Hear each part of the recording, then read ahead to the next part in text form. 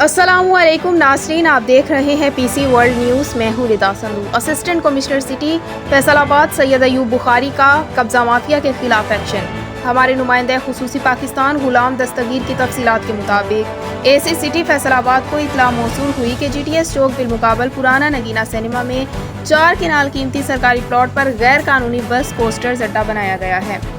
Ambrose deputy commissioner Faisalabad Mohammad Ali की हिदायत पर एसी सिटी ने रेवेन्यू फील्ड स्टाफ और थाना सिविल लाइन पुलिस के हमरा मौके पर पहुंचे और मौके पर 3 पोस्टर्स, एक बस और एक वैन रकबा तकरीबन 15 मरला पर मौजूद थी। एसी सिटी ने फौरी कार्रवाई करते हुए मौके से 6 अफराद को पुलिस की तहवील में देकर थाना सिविल लाइन में मुकदमा दर्ज करा दिया। वागुजार कराए गए रकबे की मालियत 10 करोड़ 50 लाख रुपए है।